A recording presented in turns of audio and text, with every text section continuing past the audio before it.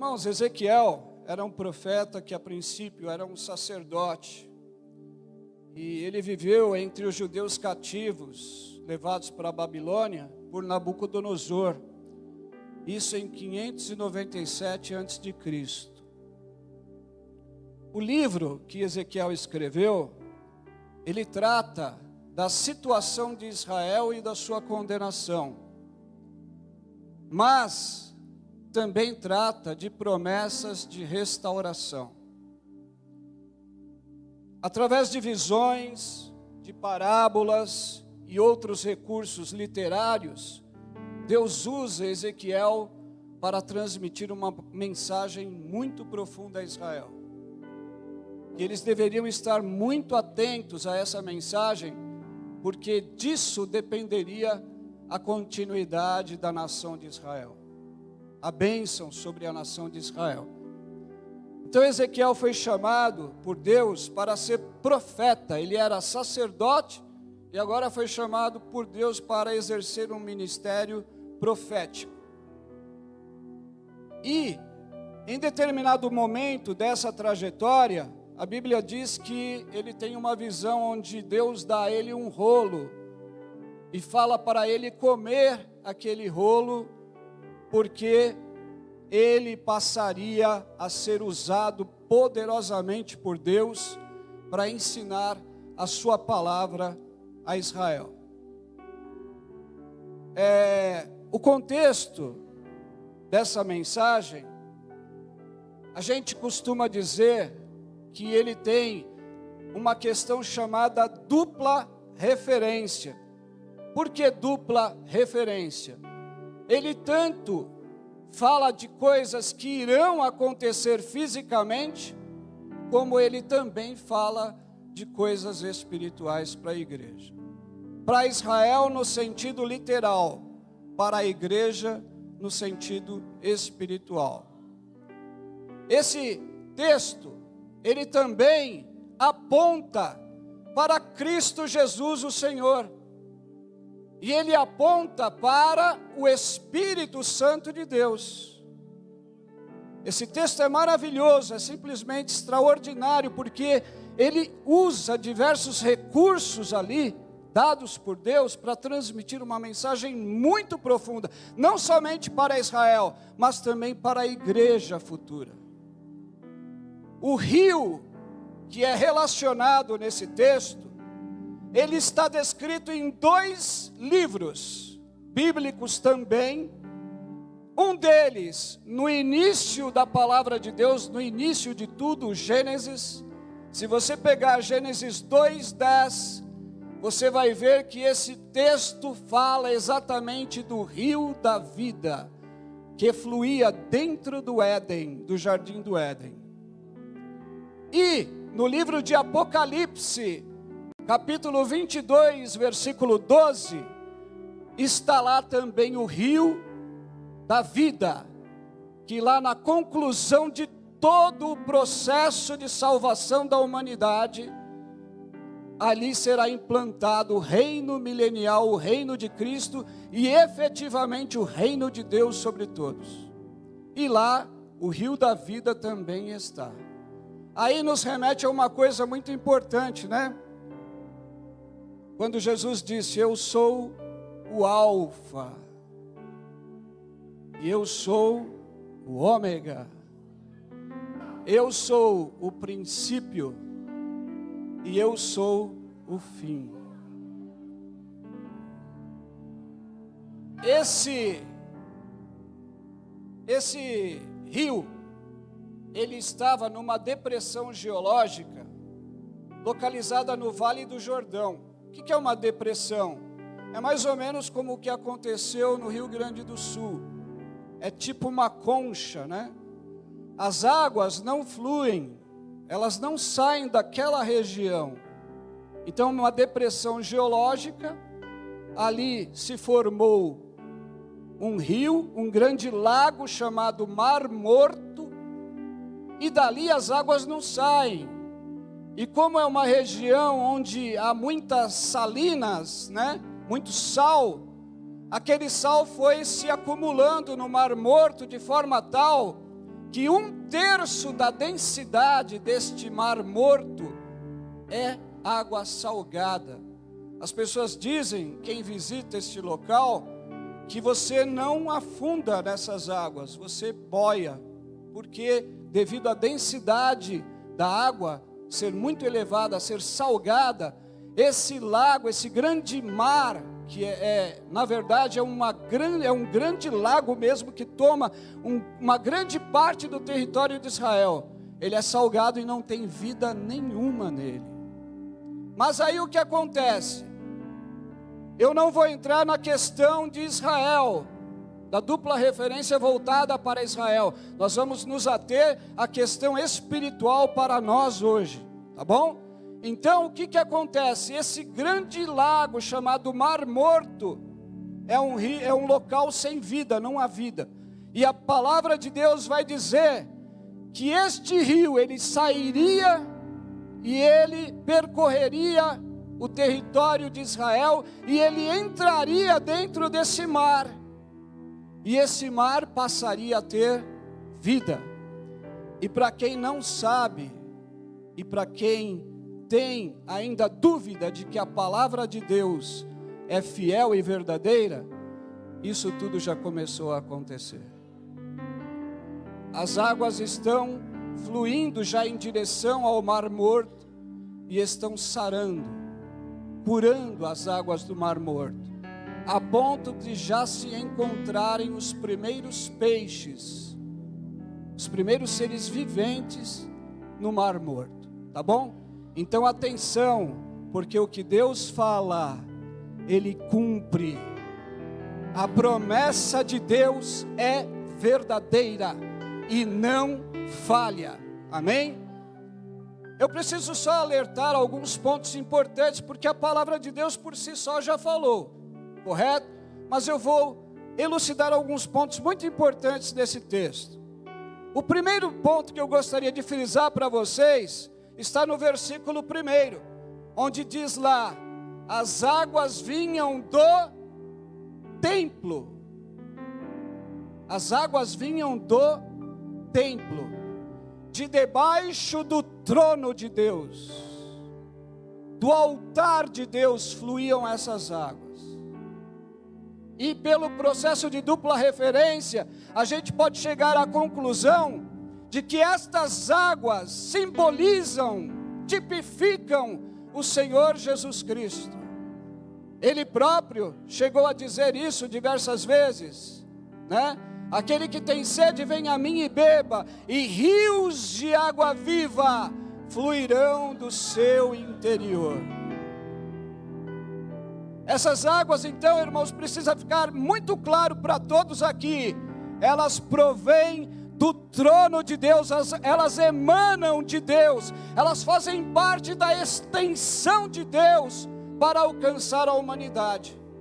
Essas águas vinham do trono de Deus. É decisão de Deus que essas águas alcançassem a cada um de nós, e que hoje nós pudéssemos ter vida, e vida com abundância. A segunda coisa que a gente gostaria de falar com vocês está no versículo 2. A mão do Senhor pegou o profeta e o levou a conferir. De que forma? O profeta primeiro foi levado por Deus para ver o que estava acontecendo, de onde procediam estas águas purificadoras. Ele viu, teve a primeira visão. Depois a mão do Senhor levou o profeta a rodear todo aquele local e conferir que estas águas provinham de Deus. Era isso que a mão do Senhor queria provar ao profeta. Estas águas provêm, emanam de mim, de Deus, da fonte da vida, daquele que é o nosso Criador, que nos formou, que nos conhece melhor do que nós mesmos podemos nos conhecer. Essas águas provêm, emanam deste Deus maravilhoso, deste Deus Criador, deste Deus infinito, deste Deus poderoso a quem nós adoramos nesta manhã, a quem nós glorificamos e exaltamos aqui com todo o nosso ser, porque entendemos que sem Deus não há vida, sem Ele não há solução, sem Ele não há razão de existir, não há razão de sermos. Essas águas provêm, emanam de Deus, e Deus quer que elas te alcancem. Amém? Terceiro ponto que a gente precisa aqui relembrar, vamos dizer assim, é que a mão do Senhor levou o profeta até um homem, e este homem tinha na mão um cordel de medir. É como se ele tivesse uma régua ou uma fita métrica. Este homem, simbolizando aqui, né, um homem, um anjo enviado por Deus, ele tinha na sua mão um cordel de medir. E isso, irmãos, nos dá a ideia de acompanhamento, de evolução, nos dá a ideia de que nós precisamos passar por determinados estágios da nossa vida. Com esta ação, Deus está nos fazendo refletir que Ele está o tempo todo dimensionando os nossos passos. Ele está o tempo todo acompanhando a nossa vida na sua presença. Esse homem tinha na mão um cordel de medir, e ele vai e começa a medir. São estágios pelos quais todos nós precisamos passar. E a Bíblia, no texto de Ezequiel, vai dizer que o primeiro estágio, ele mede 1000 côvados, equivalente a 500 metros, meio quilômetro. E ele faz com que Ezequiel entre no rio. Aqui está uma coisa muito importante para você. Quantos de nós achamos que estamos vindo à igreja e que estamos participando de eventos na igreja, e que nestes eventos é que nós conseguiríamos receber de Deus o poder, receber de Deus a glória, em um único evento, em um único dia, em um único culto? Nós temos a tendência de achar isso. Hoje pode ser o meu momento, hoje pode ser a minha ocasião em que eu vou receber de Deus o poder. Mas esse texto nos dá uma outra visão de como funciona tudo. Não é o rio que vem até você, é você que tem que entrar no rio. Não é o rio que vem até você, é você que diariamente precisa avançar dentro deste rio. Então a primeira parte diz que as águas atingiram, após a medição, ele fez o profeta adentrar no rio, as águas atingiram o seu tornozelo. E aí eu fiquei me perguntando: Senhor, o que é isso? Por que tornozelo? Você já percebeu alguma situação assim? Que se você se coloca de pé, os seus pés têm ali, são como um suporte para o teu corpo, para que ele permaneça de pé. Se você tira o seu pé, o tornozelo é a ligação entre a perna e o seu pé, o que dá estabilidade para o seu corpo, o que dá apoio para o seu corpo. Se você cortar essa parte do seu corpo, o que acontece com você? Você cai. Você não consegue se manter de pé. Então, nos faz lembrar de uma certa passagem bíblica, onde já no Evangelho,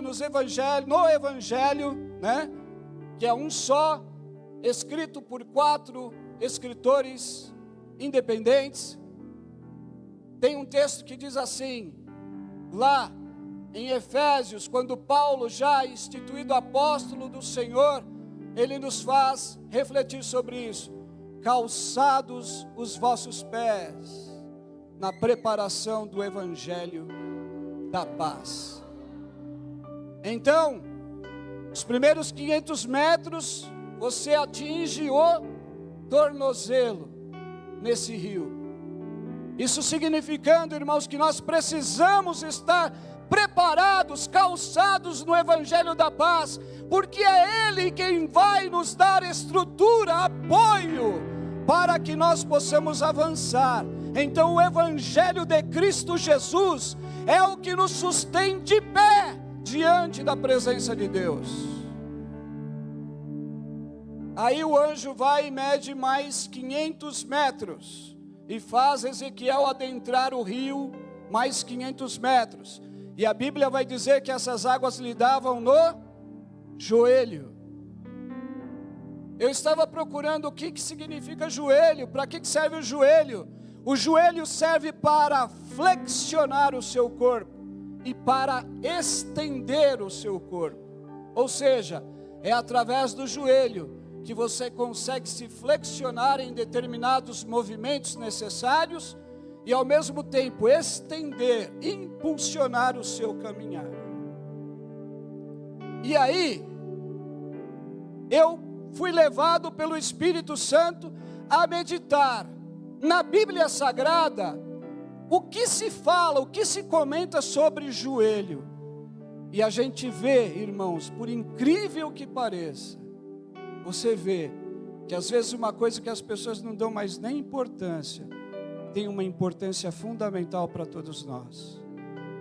Porque o joelho, em todas as ocasiões bíblicas que eu li a palavra joelho, elas estão ligadas à oração. Existe um ditado no mundo que diz assim: quem fica de joelhos diante de Deus, permanece de pé, diante de qualquer circunstância. O que Deus está nos ensinando nessa manhã? Você precisa entrar no rio.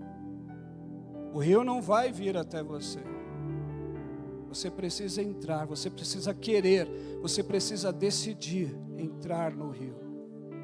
À medida em que você vai entrando, a primeira coisa que Deus faz com você é calçar os teus pés na preparação do Evangelho da paz.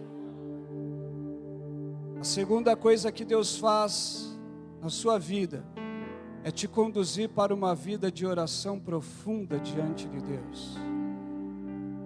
Porque sem oração nós não permanecemos de pé.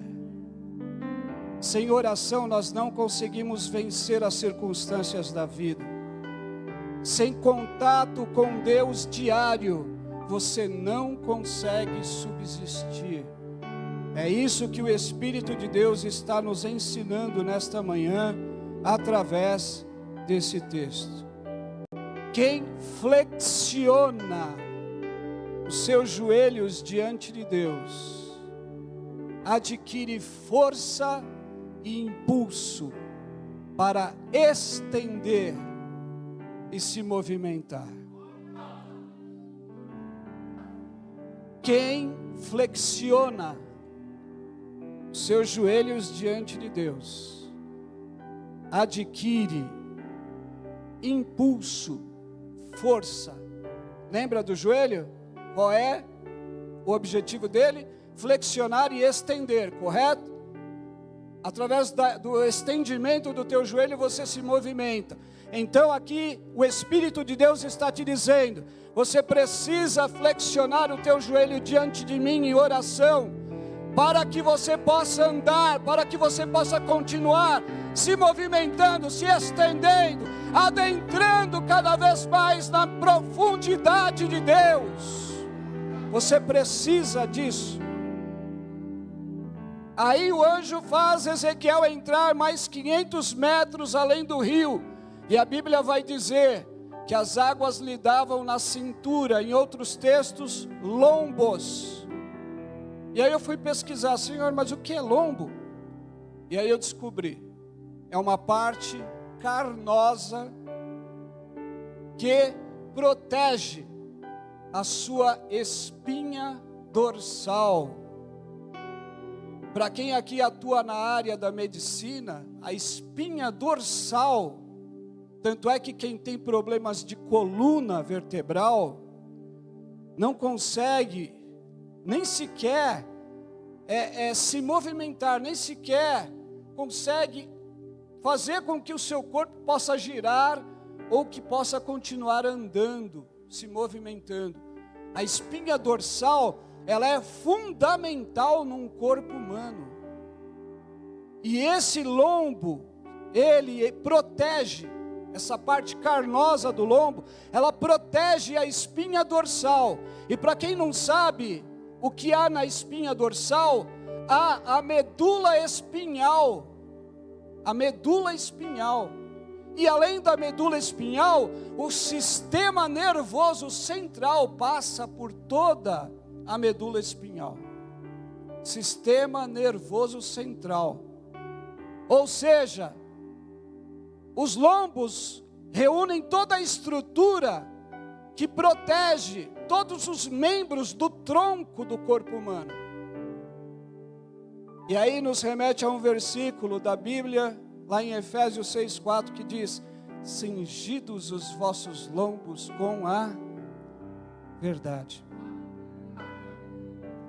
Aí você pode perguntar, o que é a verdade? E quando a gente começa a lembrar do tabernáculo, a gente começa a entender tudo isso de uma forma extraordinária e maravilhosa.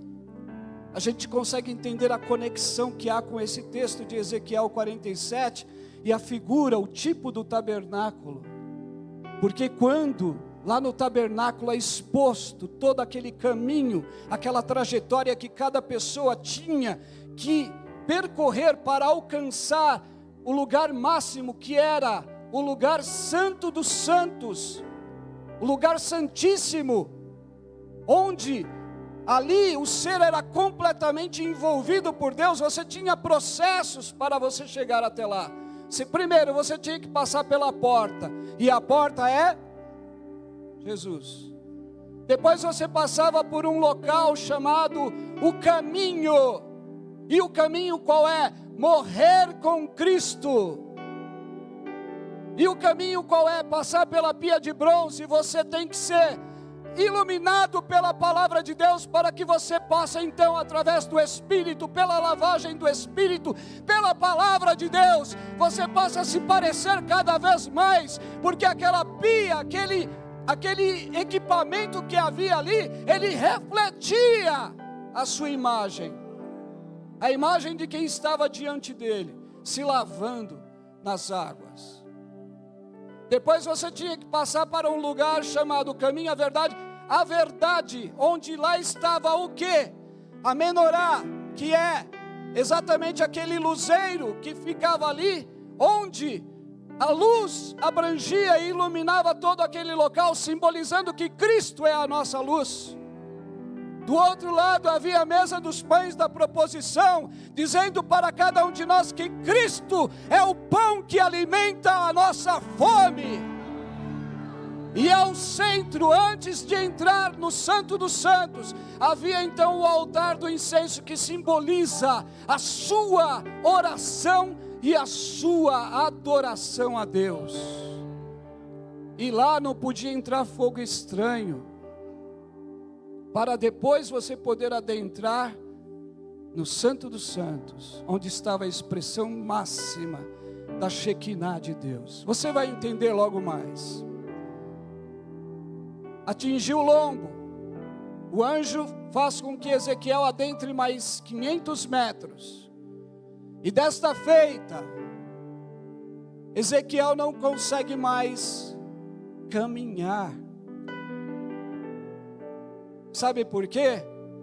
Porque eram águas muito profundas, águas que se deviam passar a nado. O que isso significa para a gente? Os 3 primeiros passos, você ainda podia sentir, estava no seu controle adentrar. Mas quando você entrava, 500 metros que já ultrapassavam a tua cabeça, você já não conseguia mais sentir os seus pés. O comando já não era mais teu. O comando agora passa a ser das águas. As águas te levam. Isso é lindo, irmãos, isso é maravilhoso, isso é extraordinário. Que o Espírito Santo de Deus fale com você nesse momento profundamente. Atingiu a cabeça, e o que é a cabeça? É o cérebro, é o sistema nervoso central, está todo localizado aqui. É daqui, é da cabeça que procedem os sinais para que você movimente todo o teu corpo, para que todos os órgãos funcionem perfeitamente bem. É aqui que está a tua audição, ó. É aqui que você ouve, é aqui que você sente, é aqui que você tem o paladar, você sente a comida, o alimento que você está recebendo no teu corpo. É o centro do teu intelecto, é a memória, a tua memória está aqui, é a compreensão está aqui, a capacidade de compreender está aqui, é o controle emocional da sua vida está aqui, e o juízo está aqui também. Quando as águas atingem esse nível, você não está mais sob o teu controle. É o Espírito de Deus que vai controlar tudo isso em você. É o Espírito de Deus que vai controlar a tua visão. É o Espírito de Deus que vai controlar a tua audição. Você vai saber selecionar o que você ouve. Você vai saber enxergar, discernir o que você vê. Você vai saber sentir o cheiro do perfume suave de Cristo na vida de um irmão, ou o cheiro de podridão de alguém que precisa de Jesus. Você vai conseguir ter o seu controle, o centro do teu intelecto totalmente controlado pelo Espírito de Deus. A sua memória vai lembrar das grandezas do Senhor. Por que a gente se desespera? Se o Salmo 77 diz que Davi desesperado, ele olhou para trás e ele falou: e eu vi que tudo isso era doença minha, que Deus não se esqueceu de mim, porque eu me lembrei dos anos da destra do Altíssimo, eu me lembrei dos milagres que Deus fez pelo povo de Israel, e aí eu readquiri a força para vencer, o ânimo para continuar.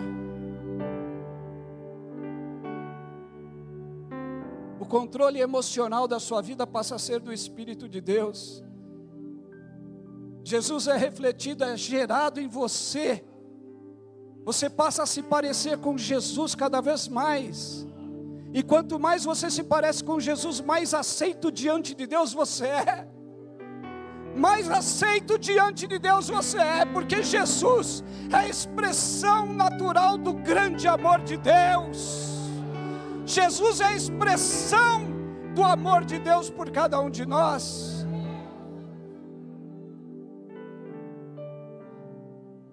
Quando atinge a cabeça, irmãos, o grau máximo onde o Espírito Santo toma conta do ser, você tem que se preparar, porque você não está mais sob o seu controle. Agora quem está usando a tua vida é Deus. Quem está usando você é Deus. Deus está controlando totalmente o seu ser. Você passa a ser poderosamente usado por Deus quando você consegue mergulhar nas águas do Espírito de Deus. Só que o texto continua. E aí vai dizer o seguinte: está na hora de voltar para a margem. Por que voltar para a margem? Porque a tendência do ser humano, quando ele passa a ser usado por Deus, é achar que ele é a última bolacha do pacote. A tendência de quem passa a ser um instrumento nas mãos de Deus, e eu já vi muitas pessoas caírem por causa disso, por causa da soberba, do orgulho, acham que são alguma coisa. Precisa voltar para a margem, porque é na margem que você vai ver que o profundo não é você, o profundo é o rio. É na margem que você vai entender isso, que a glória é de Deus, que a honra é de Deus, que o poder é de Deus. É lá na margem que você vai ver que a profundidade está em Deus e não em nós. Aí o texto diz assim: preste atenção, homem de Deus. Você viu isto? O texto diz assim. Já na margem, o anjo diz a Ezequiel: preste atenção nisto. Você viu isto? Você viu isto? O profeta, o que ele vê? Ele vê que por onde o rio passa, a vida brota. Por onde o rio passa, a vida brota. Por onde o rio passa, há abundância de árvores dos dois lados. Há animais, seres viventes, animais vivos, não mortos. Por onde o rio passa, há árvores de folhas que não murcham. Folhas que não murcham. E o fruto não cai. O fruto não cai. São árvores vistosas de se ver, onde as folhas são sempre verdinhas e os frutos sempre lindos e abundantes. Até o momento em que Jesus partiu, o Espírito Santo ainda não havia sido dado com tanta efusão ao ser humano, porque o Senhor Jesus não havia sido glorificado ainda. Lembram quando ele disse: é necessário que eu vá para que ele venha? É necessário que eu vá para que ele venha. Esse rio, irmãos, é símbolo exatamente do Senhor Jesus e do Espírito Santo. É através do Senhor Jesus que você adentra no rio. É através dele, quando você o recebe, que você recebe também o Espírito de Deus na sua vida. E é esse Espírito que vai fazer a água fluir como rios de água viva. Quando Ezequiel está na margem, ele vê, e o que ele vê? Ele vê que essas árvores produzem fruto todo mês. Todo mês. Não é só por época, mas é todo mês elas produzem frutos. E os frutos, você começa a entender aqui as coisas de Deus de uma forma tão simples, tão maravilhosa. Os frutos servem para quê?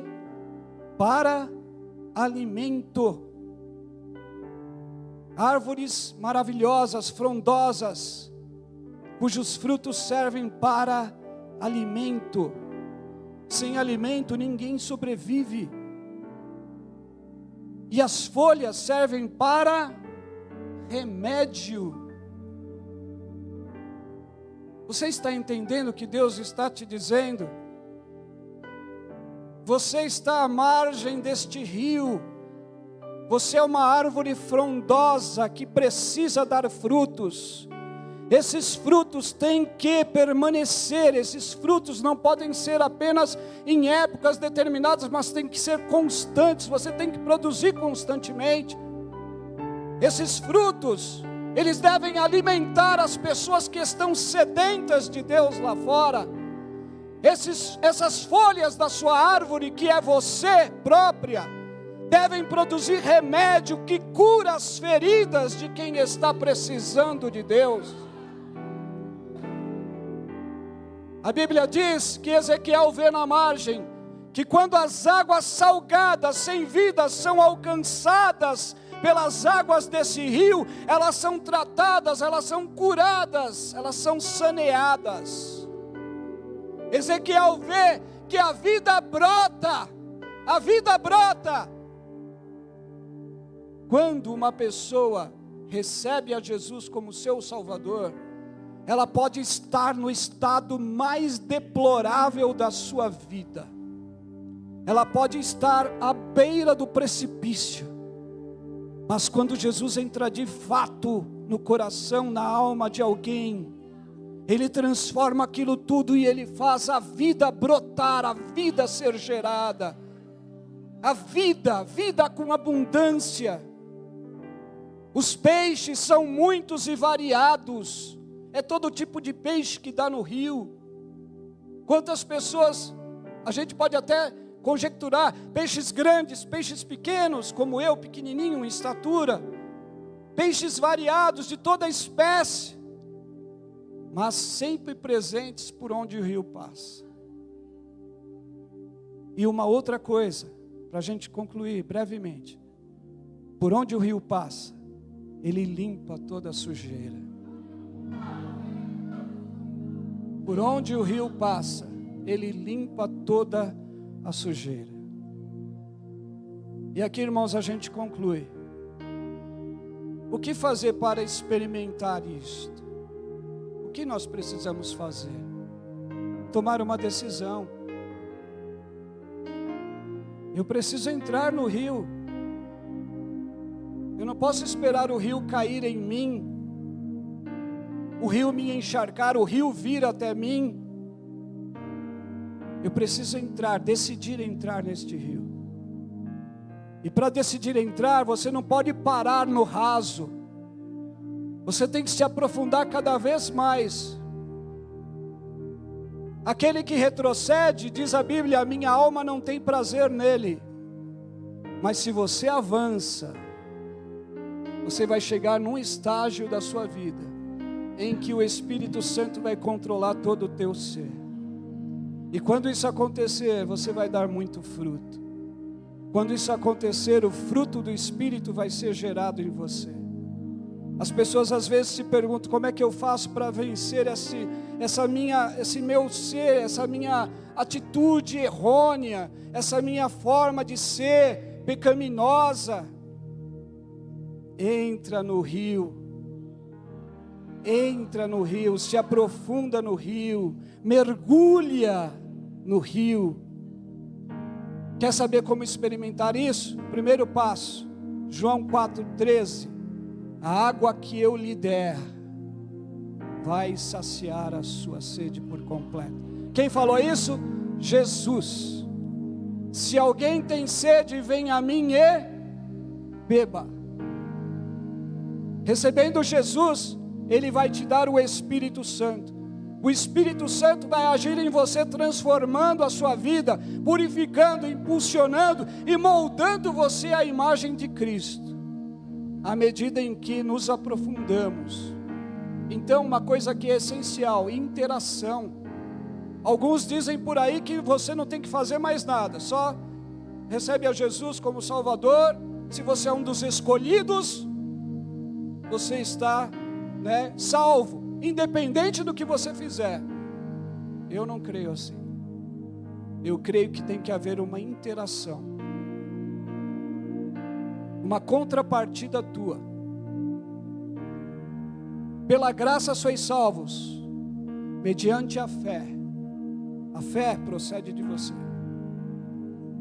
O processo de salvação, de santificação, procede de você. Você tem que continuar. É necessária essa interação. E o alvo qual é? As águas profundas. Deus não quer que você fique no raso. Deus quer que você mergulhe nas águas profundas do seu espírito, porque Ele tem coisas maravilhosas para te revelar. Ele quer usar a tua vida. Quando você começa a conhecer a Deus e vai começando a conhecer cada vez mais e a se relacionar com Ele, você vai chegar num ponto em que você vai dizer, como Paulo disse: ó profundidade das riquezas, tanto da sabedoria como do poder de Deus, quão insondáveis são os teus caminhos. Que Deus te abençoe. O título da mensagem diz: vida abundante ou charco de lodo. Por que charco de lodo? Porque você pode optar, ou você entra no rio, ou você vira um charco de lodo. E charco de lodo para nada mais presta a não ser ficar para sal. Se você pegar a raiz primitiva da palavra sal no hebraico, você vai ver que é dissipar, dispersar. Quem ficar para sal vai sofrer as duras consequências. Então a opção hoje, e aí não é só para quem não é ainda cristão, viu, irmãos? Isso aqui é para todos nós. Você precisa decidir: ou eu entro no rio e tenho vida abundante, ou eu viro um charco de lodo. É questão de sobrevivência. Assim como a corça suspira pelas águas, a minha alma tem sede de ti, ó Deus. Deus te abençoe, em nome de Jesus.